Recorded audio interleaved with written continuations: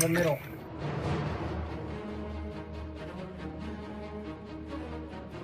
Hello everyone, this is WWII, and I would like to present Weapons of Hell Let Loose in Real Life, the M1 Garand. I'll be comparing how the rifle in the game is portrayed against the actual wood and steel firearm, to see if Hell Let Loose gets it right, so to speak. For those who don't know, Hell Let Loose is a recent World War II first-person shooter developed by indie studio Black Matter. Currently, Hell Let Loose is multiplayer only. Each game is a 50 vs 50 player battle between United States and German forces on a huge map, with both sides fighting to capture control points. While this might sound like a more grandiose version of Battlefield 5, I can assure you that this is not the case. While the Battlefield series occupies a very distinct middle ground between goofy irreverent video game bullshit and a tactical squad-based shooter, Hell Let Loose sets itself apart due to its extreme devotion to realism. Unlike Battlefield 5's, different approach to World War II mythos, Hell Let Loose is intended to be an authentic World War II experience. Player movement is intentionally extremely slow and clunky, simulating what it's like to be a scared shitless 20-something conscript loaded down with heavy combat gear. Maps are huge and organically designed, with little obvious cover and plenty of open fields to traverse on your way to the next objective. And by traverse, I mean get shot and inevitably die. Oh, and you will die. Over. And over. And fucking over. God damn it! Now, I could go on for hours about how Hell Let Loose makes me want to punch a wall and cry, but that's not what I'm here to do. I'm here to compare the M1 Garand in the game to the M1 Garand in real life, so without further ado, let's move on to the history of the so-called greatest battle implement ever devised.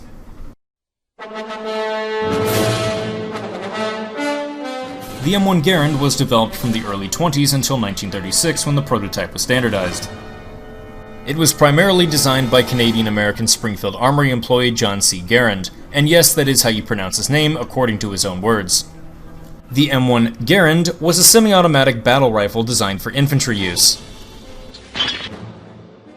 It is loaded with an 8-round en-bloc clip of 30-06 ammunition. To load, the user inserts the entire clip into the magazine, allowing the clip to click into place. When the user removes their thumb, one of two things will happen.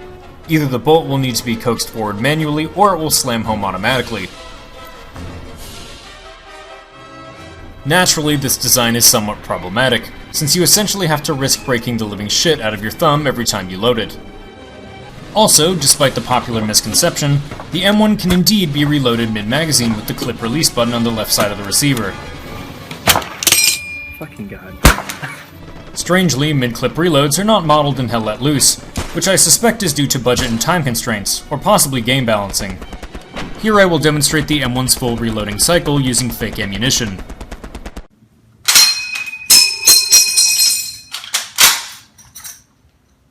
The M1 Garand is a semi-automatic rifle, meaning that the user can fire the gun as fast as they can pull the trigger. While many countries had previously issued semi-automatic rifles, with varying degrees of success, the United States was the first to adopt a rifle of its kind as standard issue. It effectively replaced the venerable Springfield M1903, a manually operated bolt-action rifle with a significantly slower rate of sustained fire.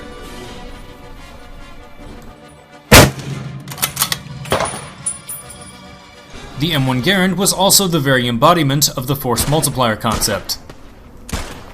A force multiplier refers to a factor or a combination of factors that gives personnel or weapons the ability to accomplish greater things than without it. Examples of force multipliers include increasing magazine capacity, speeding up reload times, and making a firearm self-loading. The M1's design managed to tick all of those boxes.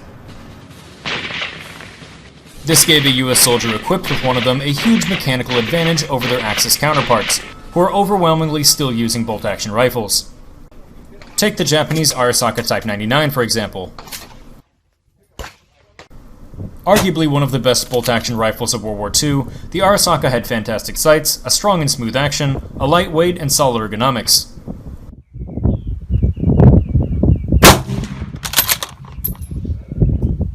But even it was outclassed by an M1 that was semi-automatic and could be quickly and easily reloaded with 8 rounds of powerful .30 caliber ammunition. Because the M1 is semi-automatic, the user can fire and immediately reacquire their sight picture, not having to manually work the bolt, which is both physically tiring and knocks your sights out of alignment. Here is some footage of me firing my M1 to show what I mean.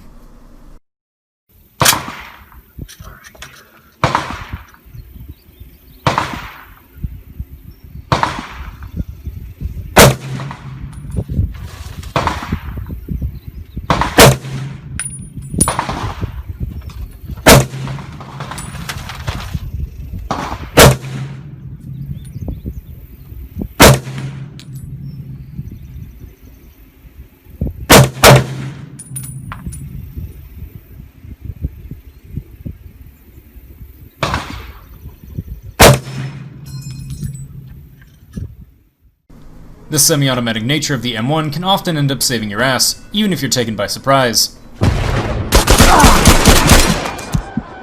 In addition to obviously being more effective up close, the M1 allows for a suppressive fire effect that bolt actions simply can't achieve. Most of the gameplay in Hell Let Loose is firing at vague shapes in the distance that may or may not be enemies. In terms of realism, I think this is something that Hell Let Loose does better than most wargames, in that the overwhelming majority of bullets fired never actually hit another human. Instead, most gunfire in Hell Let Loose is almost entirely used for suppressive effect, keeping your enemies' heads down while you and your team flank them. And in this game, suppression isn't just a buzzword, but an actual debilitating in-game effect that completely robs you of your ability to aim.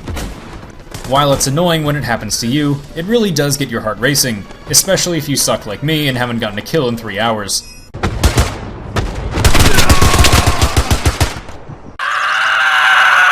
In general, Hell Let Loose portrays its weapons very realistically, and its rendition of the M1 Garand is no exception.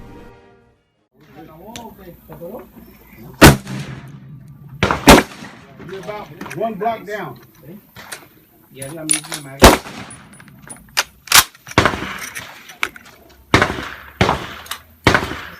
right above it.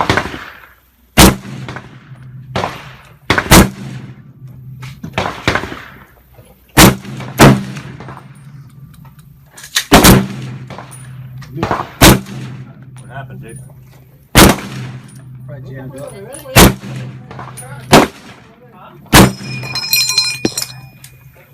Second shot. Oh, yeah. The bullseye?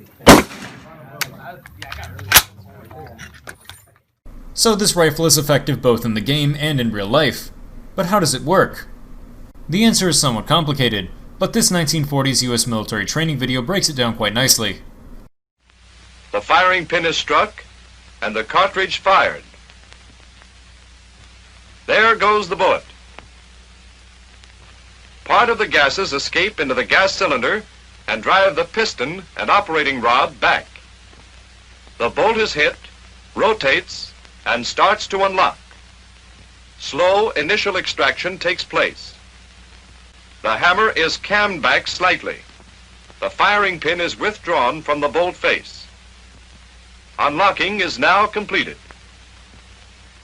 The empty cartridge case is withdrawn and ejected.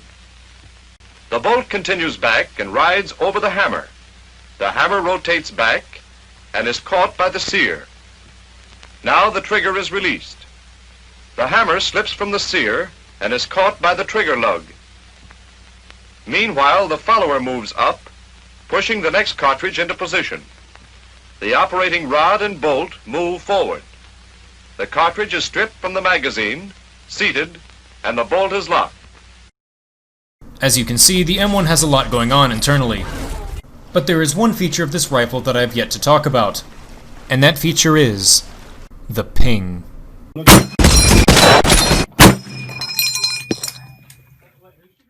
At the end of the day, the ping is really just the empty parkerized metal en-bloc clip clanging against the metal of the receiver as it flies out of the gun. But it does serve as a helpful notification to you and your squad mates that you're out of ammunition. A common myth on the internet is that enemy soldiers would listen for this ping and rush you when you were reloading. However, practically zero first-hand accounts of this type of incident exist.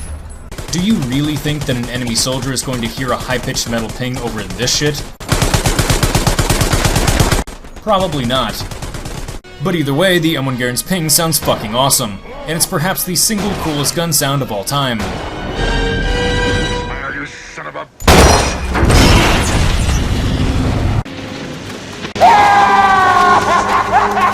So there you have it. The Hell Let Loose M1 Garand compared to its real-life counterpart. The developers of Hell Let Loose have portrayed the nature of the M1 more realistically than nearly all competitors have, and for that, Black Matter should be commended.